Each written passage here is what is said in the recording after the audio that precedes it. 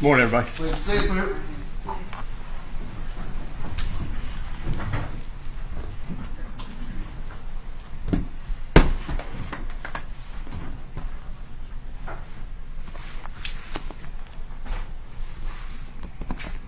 Hey, you have those options.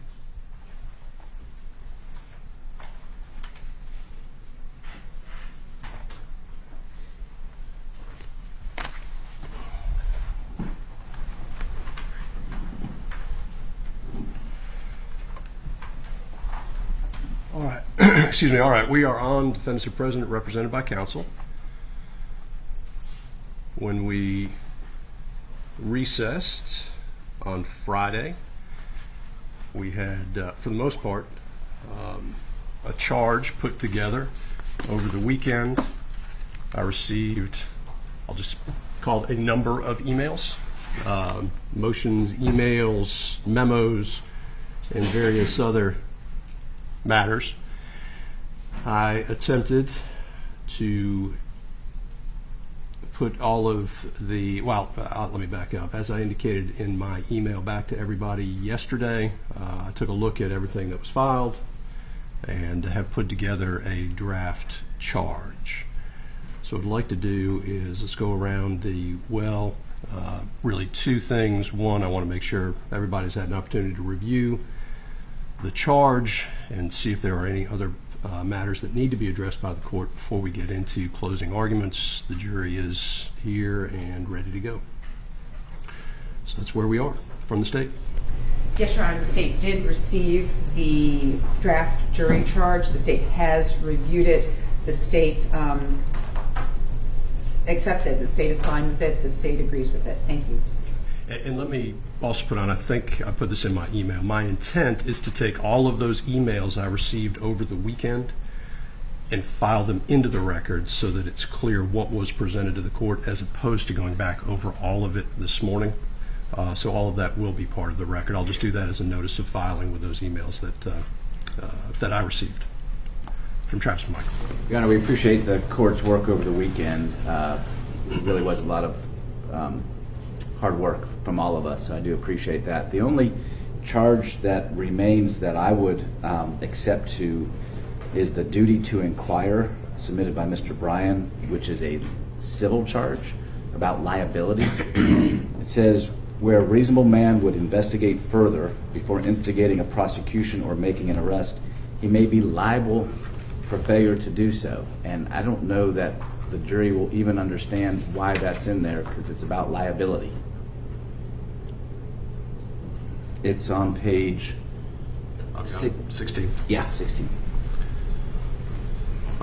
Let me go further around the room and I'll come back. From Greg McMichael. Yeah, we adopt Mr. Rubin's argument just now. On page 15, excuse me,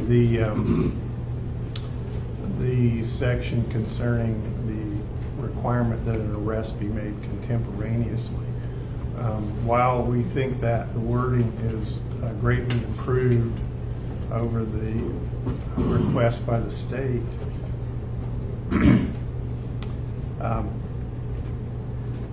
on one hand, I think it leaves it open. It's ambiguous enough that the defense can say that the felony need not have occurred at the time of the attempt to capture or the escape.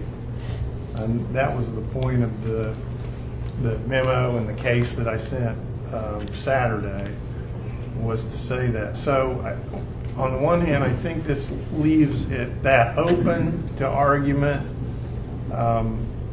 but also could be read to constrain a juror to believe, especially I think you say you're going to give the copy of the charge to them, so they'll have this in front of them. And so where it says, if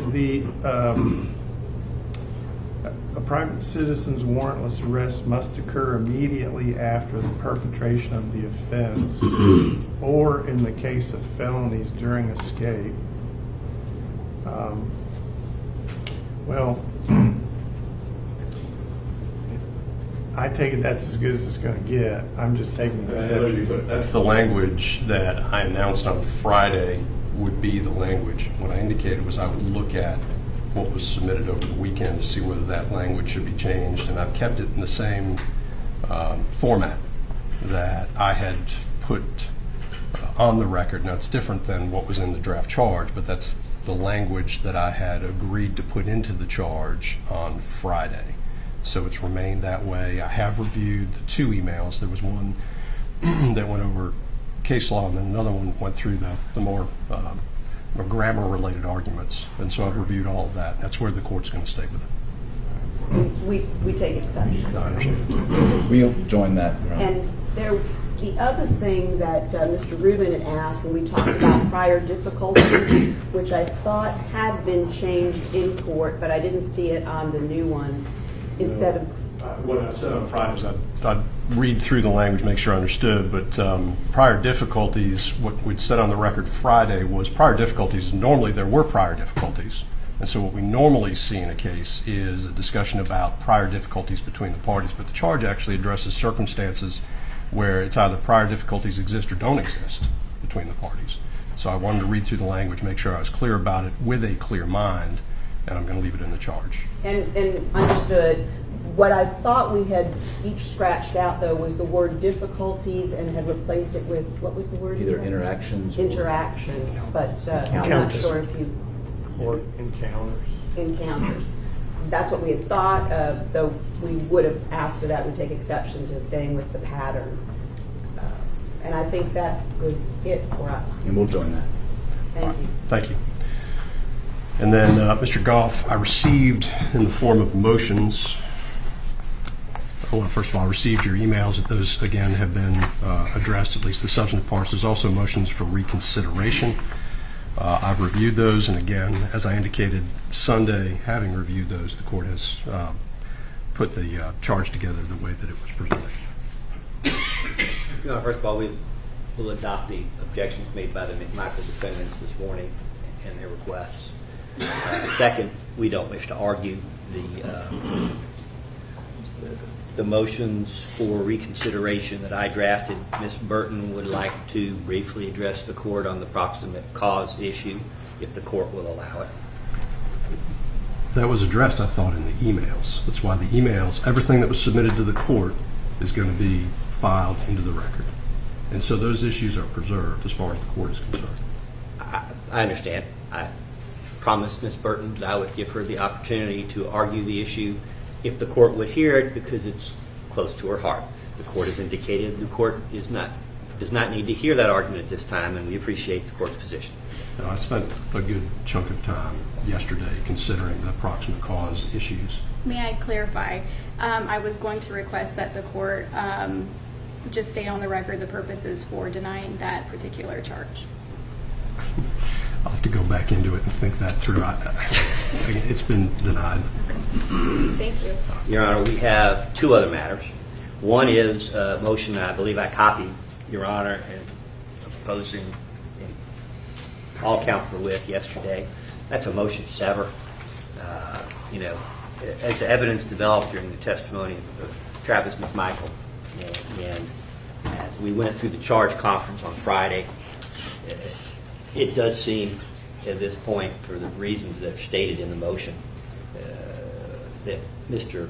Bryan's defenses are sufficiently antagonistic, and there's certainly sufficient spillover, if from nothing else, the vigilante evidence that was presented against Travis McMichael on Thursday. And under the totality of circumstances, we believe that Mr. Bryan is entitled to a severance. But beyond that, I will stand on the written motion as filed. Anything from the state? Your Honor, we ask that the court deny the motion for sever. To make a motion to sever, the defendant would have to show clear prejudice. And looking at all the bullet points alleged by Mr. Goff, and Judge, if the court would like me to go through them one at a time, I can, but none of them show any reason for severance. because there's no showing of clear prejudice here that would be a denial of due process. So we would just ask the court to deny the motion for severance, Judge. But if you would like me to, I can definitely go through each one and cite some case law for the court.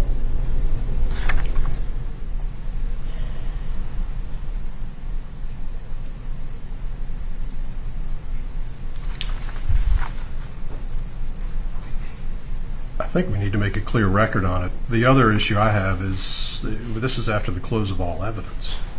So I don't believe it's even timely. There is very little, if anything, about this case that had not been already addressed by the court from an evidentiary standpoint well prior to even the swearing of the panel. And this has not been raised in a formal motion, although it was threatened, discussed, not discussed. It was threatened a number of times during the trial. It was never actually submitted as a motion. So I believe, to begin with, it's untimely, but I would like to hear from the state on the basis And that Your the Honor, state believes that it should be denied. And Your Honor, unless I'm mistaken, I believe it was raised in his omnibus packet, but from the July motions, was it raised in your omnibus packet? I believe it was. I think we reserved it in the omnibus. My recollection is it was reserved, Okay. consistent with what's taking place during the trial. I know we had prepared a written motion for severance, and we elected not to file it earlier in the case. But I think the charge conference on Friday covered a great many legal issues which had been unresolved prior to Friday. Legal issues that are at the heart of this case. Your Honor will recall the discussion of several points that was suggested were akin to directing verdicts of guilt. The other issue is the vigilante social media or messaging that came in on Thursday afternoon during the cross-examination of Travis McMichael. Now, I'm not saying that somewhere in 20 million gigabytes worth of discovery that wasn't there. I'm sure it was, but the state had not indicated, I don't believe, to any of the counsel in advance of the trial that they intended to use that. They did not use all kinds of other evidence that was highly prejudicial. But in any event, until they actually present that testimony, they don't create that issue. And then there's also the after-the-fact conspiracy issue and spillover from the unindicted fourth defendant, Jackie Johnson, and the complications that has created. Anyway, Your Honor, I filed a motion. The court can deny it. It's untimely. The court can hear from the state, and we can go from there. Yeah, I'll hear from the state. I just want to make sure we've got a clear record on it. Go ahead. So, Your Honor, in ruling on a severance motion, the court should consider the likelihood of confusion of the evidence in law, the possibility that evidence against one defendant may be considered against the other defendant, and the presence or absence of antagonistic defenses. We don't believe we have antagonistic defenses here. A defendant who requests severance bears the burden to make a clear showing that a joint trial would lead to prejudice and a consequent denial of due process. Notably, a showing that a separate trial merely would give the defendant a better chance of acquittal is insufficient. In terms of the actual bullet points in the motion, Judge, I think numbers 1 through 5 essentially deal with voir dire, Jackie Johnson, something from the Atlanta Journal-Constitution, I believe Mr. Goff meant to put. It says prosecution, and other media outlets that are talking about Ms. Johnson being the fourth defendant. Also, he mentioned that several jurors have expressed concern about the delay in the prosecution in the case. I think he meant to put their potential jurors. As far as bullets 1 through 5 go, the potential jurors were questioned, Judge, at length about opinions regarding the delay in the arrests of the McMichaels and Mr. Bryan. Those jurors or potential jurors who said they could not be fair and impartial due to their feelings about the delay, if any, were excused by the court for cause. Those jurors said that they could be fair and impartial, or the jurors we have seated here making up the jury for this case.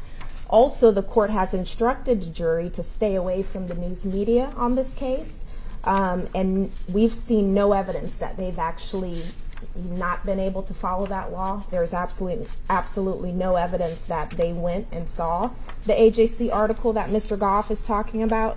Therefore, we don't believe he's made a clear showing of prejudice in bullets 1 through 5. As far as bullets 6 through 7, the only evidence of Greg McMichael's ties to the Glynn County Police Department is that maybe a few of the officers, I believe Detective Lowry testified that he knew Greg McMichael in passing. Detective Parker Marcy also, I believe he testified that he knew of him, but they didn't have any close relationships with Greg McMichael that would tend to show any reason for a cover-up. Also, notably, Jackie Johnson's name was never ever mentioned in the presentation of evidence in this case, Judge. Mr. Goff is the only person who keeps bringing up her name. We have not elicited any evidence of a cover-up. We don't intend to argue any cover-up because it would be unsupported by the evidence. So here he's made no showing of clear prejudice to his client. As to bullet 8, the evidence showed that Greg McMichael and William Bryan knew each other, but they didn't know each other very well. Actually, Mr. Bryan didn't even know Greg McMichael had a son named Travis McMichael. Travis McMichael testified that he never met William Bryan, and there was no express agreement between the McMichaels and Mr. Bryan. There was evidence presented that Mr. Bryan and Greg McMichael were talking to one another right after the homicide happened and during the time when the officers got on scene. But this evidence, even if he were to get a separate trial, would still be admissible in his separate trial. So for those reasons, we don't believe there's been a clear showing of prejudice here either as to bullet 8. As to bullet 9, this court is going to charge the jury as to criminal trespass, burglary, hijacking a motor vehicle as Mr. Goff asked for. And it'll be up to the jury to determine what, if any, crime the alleged victim committed in this case, Your Honor. The McMichaels actually never asked for the criminal trespass instruction. I believe the state is the one who asked for that instruction. And if Mr. Bryan were to go to trial separately, we would likewise ask for that instruction in his separate trial as well. So given that, we don't believe a severance is necessary here. Regarding the different accounts from Travis McMichael and William Bryan, Travis McMichael's testimony, we would argue, actually helps Mr. Bryan because he got up there and said he saw Mr. Bryan being attacked by the victim, his car being attacked by the victim, and then he also said, hey, there was no conspiracy between us. We did not have an express agreement. So rather than hurt his client, we believe that Travis McMichael's testimony actually helps his client. For those reasons, Judge, we don't believe clear prejudice has been shown here. As far as bullets 10 through 11 are concerned, I want to point the court to Strozier v. State. It's 277 Georgia 78. It's a 2003 case. There, the defendant asserted that the evidence against the co-defendant was so overwhelming compared to the amount of evidence against him that it had a spillover effect on the jury. Essentially, that's what Mr. Goff is arguing here. And the court there held that, quote, the fact that the evidence as to one of the two co-defendants is stronger does not demand a finding that the denial of severance motion is an abuse of discretion, where there is evidence showing that the defendants acted in concert. And here, the state's theory of the case is that all these defendants acted as parties to the crime. So we believe that based on the holding in Strozier v. State, that no severance is warranted here either. As to the final bullet points, bullets 12 through 14, I want to direct the court to Swain v. State, 275 Georgia 150. It's a 2002 case where the defendant argued that the fact that the jury was jointly selected with the co-defendant denied him his right to a fair and impartial jury. And in this regard, he argued that the jury was not fair and impartial because a jury chosen by two defendants would be different from a jury chosen by one defendant. And there the court held that the mere fact that a jury chosen by two defendants would differ from a jury chosen by one defendant does not deny a defendant a fair and impartial jury. If it did, then joint trials would effectively be prohibited, as a joint trial would deny a defendant a fair and impartial jury under the defendant's rationale, since defendants are required to share peremptory strikes in selecting the jury. So, Judge, just to sum up, no showing of antagonistic defenses, no showing that the spillover effect would prejudice Mr. Bryan to the point where it would be a denial of due process. So we ask the court to deny the motion to sever. Final word from the movement. Your Honor, I think the grounds are covered in the written motion. I would note that in response to the McMichaels' request to remove the charge I submitted on duty to inquire, we would go ahead and withdraw that charge on our own. That would resolve the issue. I hope that will satisfy the McMichael defendants. Sounds good. I guess sometimes people don't want help. All right, let me look at it. I don't have to look at it right now. Before I get to that, I also have a fourth motion to prohibit any further conduct that may intimidate or influence jurors or otherwise interfere with defendant Bryan receiving a fair trial, a motion to excuse or inquire further as to juror number 380. The court has looked at it. I think the matter has been addressed a number of times. The motion itself addresses the issues presented by defendant Bryan. The court intends to deny that motion. The only thing I would ask, Your Honor, is Exhibits 7 to 11 are sensitive enough that I wouldn't want them in the public record with respect to the anonymity of our juror, as best we're able to preserve it. I'm going to show these to the state, but I'm going to ask the court place Exhibits 7 to 11 under seal to preserve the privacy of juror 380.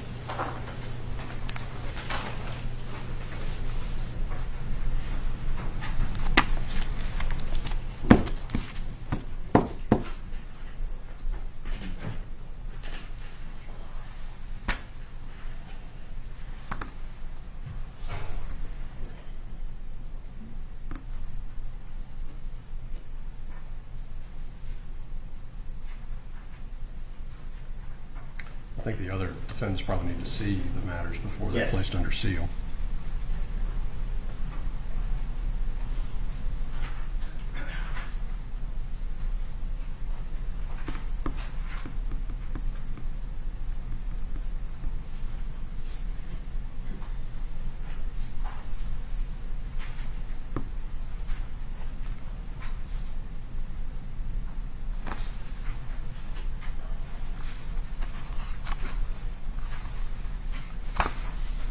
I'm placing those exhibits back in the manila envelope that is marked Exhibit 7 to 11.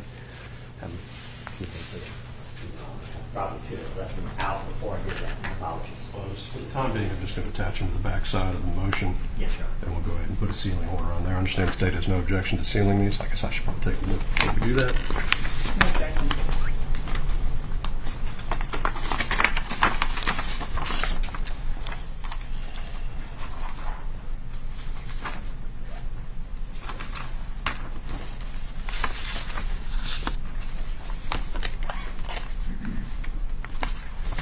All right, those exhibits will be filed under seal.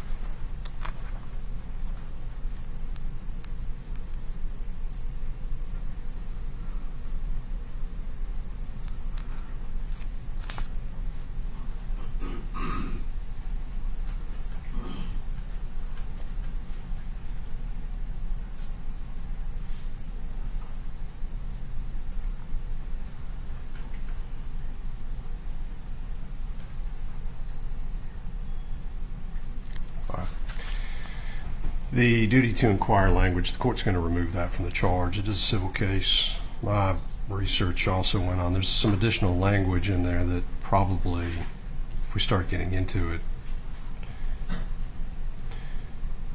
So what I also have is, that in addition to that language, which was specifically requested by defendant Bryan, some additional language could also be that the defendant's not necessarily required to verify the information if it appears to be reliable, but, and it goes on from there. So I think with that language in there and it being primarily based on a civil case, I'm going to go ahead and remove it. I don't think it's necessary for this charge. So that is the only change the court is making from the draft charge. That again is the citizen's arrest duty to inquire on page 16. That one sentence is being removed. All right. With that, is the state ready to proceed? Yes, Your Honor, the state is ready. Do you need any time before we bring the panel back? Are we ready to go? State's ready. Okay. All right. Let's go get the panel.